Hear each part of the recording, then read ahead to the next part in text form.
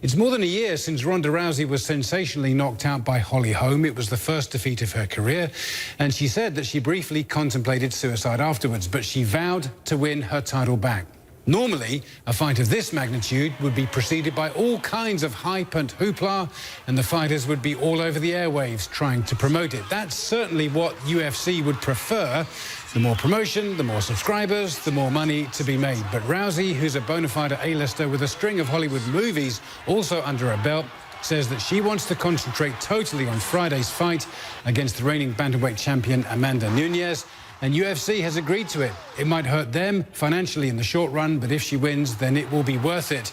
At the point of her defeat, Ronda Rousey was the biggest draw in UFC. Well, before the final build-up to the fight, Rousey did give a couple of interviews, one of which was to ESPN.com's senior writer, Ramona Shelburne, who I'm pleased to say joins us now from LA.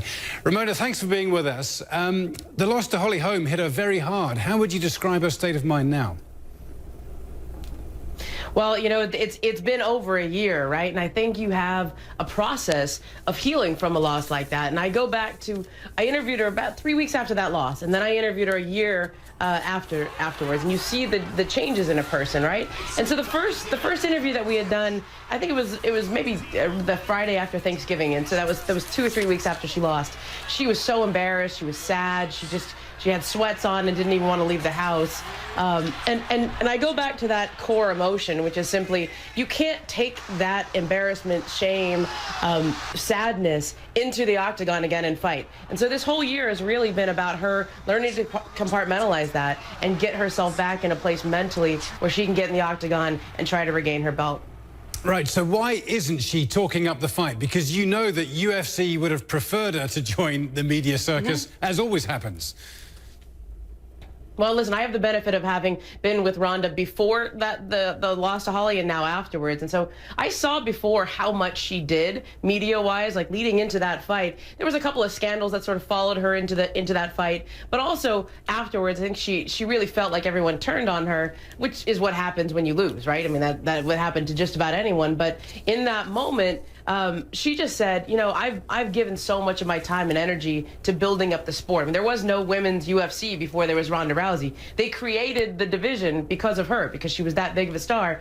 And before that, she was game for anything. Any interview, no matter how long, she would do it. And I think she kind of said, this time, if I'm starting over, if I'm getting back in that octagon, I've got to do things on my own terms. And so she's done some medium. She did a couple interviews with Ellen DeGeneres. She did Conan O'Brien. She did a big, long, extensive access piece with me. It wasn't just one interview. I spent several sessions with her, and she kind of did it on her own terms. Now, listen, I often cover the NBA, right? And if somebody did that to me in the NBA and said, I'm just not going to do press conferences, I'm not going to do any of the buildup, I'd be upset. And I think, you know, the UFC writers, the MMA writers, they have a right to feel that way. And I think the rest of the world has a right to wonder why she's not doing it.